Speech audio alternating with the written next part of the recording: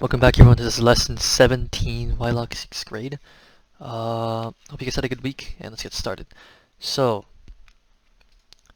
prime factors. Okay, so prime factors are pretty much just, first if you want to do prime factors, you have to know what prime numbers are. Prime numbers are pretty much just 1, 3, 5, 7, 9, 11, and you go on. So it's just pretty much numbers that you can't, like, have even numbers in. So it's like 3 can never go into 2, 5 can never go into 2, 7 can never go into 2, and you get the point, right?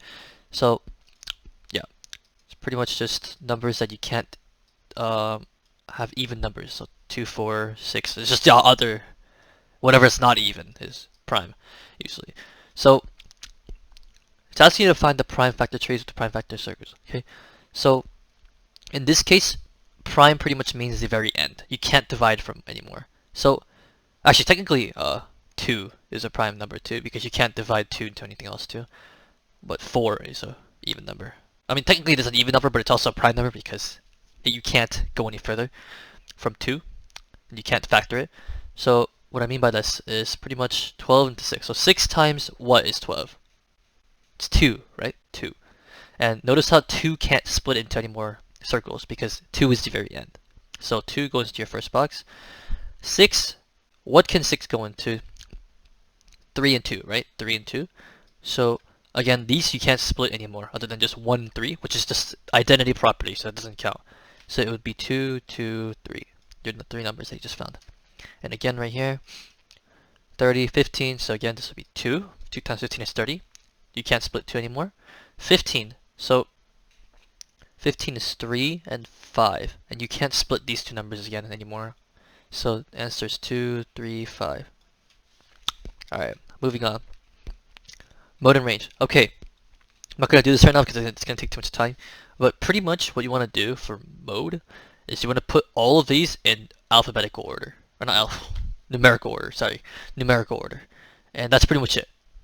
So you go from negative, what's the lowest here? Negative 6 all the way to 9, I believe. Yeah, but in order. And range is pretty much just once the numbers are in order, you want to subtract the biggest number by the by the smallest number. So actually, you can just do this from here, or 11 is the biggest number. 11 minus negative 6.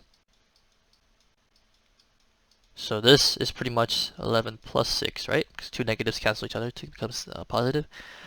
Answer is 17. So this range is 17. And you just do that for all these problems here.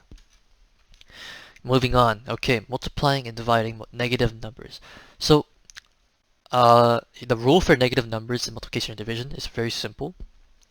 So negative times negative will always equal positive. Negative times positive will equal negative always. Positive times negative is negative. Positive times positive is positive. And this is pretty much your rule. So don't worry about the negatives. Just use this rule at the end. Figure out the number will be negative or positive. But you can just ignore it for now. So 6 times 2 is 12. Negative times positive, right? That's negative. So the answer is negative 12. Again, 20 divided by 5. Answer is 4. Negative times positive. Negative. So negative 4. And that's pretty much it for all this. Parentheses don't usually matter, so don't worry about it. Just consider this rule when you're doing it. So don't worry about the parentheses. It's just the same thing, negative and positive. And okay, moving on. Word problems, very simple. Let's go over one of these.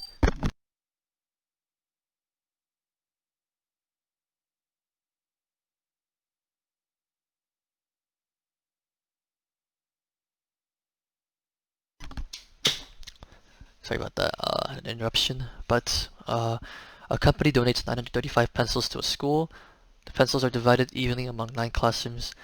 The rest of the pencils are given to the library. How many pencils were donated to each classroom in each library? And to the library.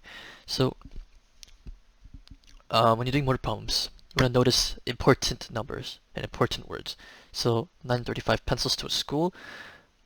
Pencils are divided, so they already told you what operation you have to use. Division. Evenly among 9 classrooms. 9 classrooms.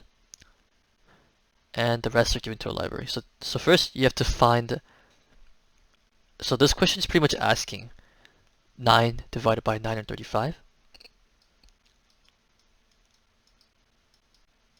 And whatever is remaining, or the remainder of this number, is going to go to the library. So if we do this math real quick, 9 goes into 9 once, 9 goes down, 0, 3 goes down, nothing. So you bring the 5 down. So you put a 0, since it's nothing. 9 can go into 35 approximately 3 times. And that'll be 27. Oh, here. 27. And there will be 8 remainders. Okay, so each classroom gets 103 pencils, and the library gets 8, because that's how much is left. And that's just how much.